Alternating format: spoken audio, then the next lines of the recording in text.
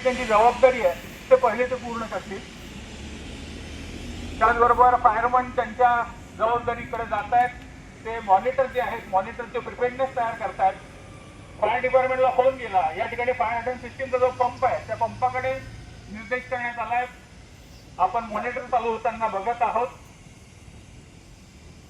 टकले यांनी फायर डिपार्टमेंटला फोन केला. इन्सिडेंट कंट्रोलरला फोन केला. साईट कंट्रोलरला फोन केला आणि त्यांच्या तयारीसह फायरमन कडून इमर्जन्सी डिपार्टमेंट मध्ये फोन गेलेला आहे इलेक्ट्रिसिटीच्या. त्याचबरोबर इन्सिडेंट कंट्रोलर, साईट कंट्रोलर, त्याचबरोबर घरवल्याकडेही फोन गेलेला असावा. कारण एलपीजी गॅसचं डिटेक्शन ज्या वेळेला झालेलं आहे ते खूप स्प्रेड होऊ शकतं. फायरची गाडी येताना आपण बघतो आहोत.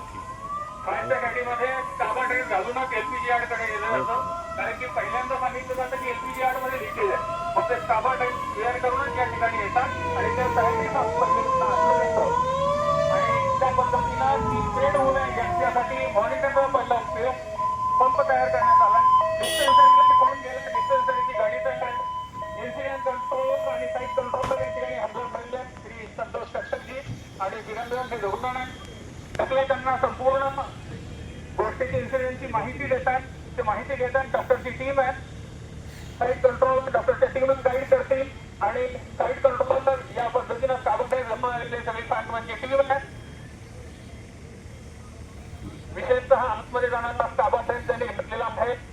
त्याचबरोबर डॉक्टरांना सूचना करण्यात आली की आपण भेटली राहून कुठली कॅज्युअलिटीची अजून तरी काही गरज नाहीये. फक्त आपली तयारी या ठिकाणी महत्वाची आहे आणि ते तयारी करतायत. फायरमन आपलं तयारी करताय. पंपांकडे मॉनिटर करताय. गव्हर्नमेंटला संदेश दिला आहे. त्याचबरोबर एमआयडीसीच्या दमकलांनी संदेश दिला आहे.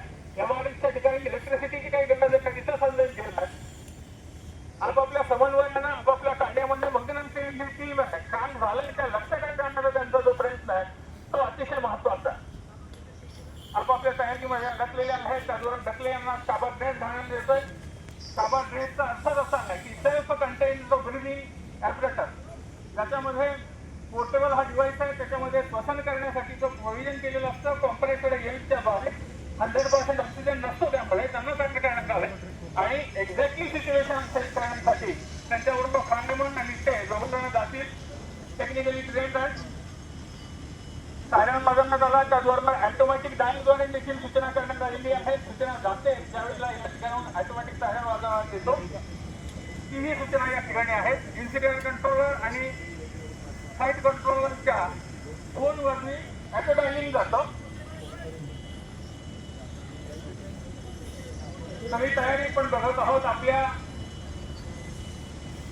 माइंडमध्ये हे आपण रजिस्टर करायचं आहे. शिकण्यापेक्षाही प्रॅक्टिकल बघितलं तर ते जास्त रजिस्टर होतं. त्यातला हा आपण अनुभव बघत आहोत. त्यांना एका विशिष्ट पद्धतीने आत नेलं जातं. एक स्प्रिंग फिक्स तयार करण्यात येईल आणि त्या प्रोटेक्शनमध्ये त्यांना नेण्यात येईल. अगदी जवळजवळ बरेच रिंग तयार करण्यात आली जेणेकरून काबा ड्रेसमुळं ज्याच्यामध्ये प्रेशर कंट्रोल आहे, प्रेशर मॉनिटरिंग आहे, युक्त पद्धतीचं प्रेशर सेट केलं गेलं आणि त्या युक्त पद्धतीच्या सेटमध्ये नॉर्मल ब्रिदिंग त्यांना घेता यावं अशी व्यवस्था त्या ठिकाणी आहे त्या काबामध्ये. आणि ते आता एक्झॅक्टली लोकेशनवर जातील त्या ठिकाणी प्रेशर रिलीज व्हॉल्व 40 झाला असावा आणि त्या प्रेशर रिलीज व्हॉल्व मधून एलपीजी गॅस हा डिटेक्ट झाला. लिकेज होतोय. डिटेक्टर दृष्टी म्हणून झाली.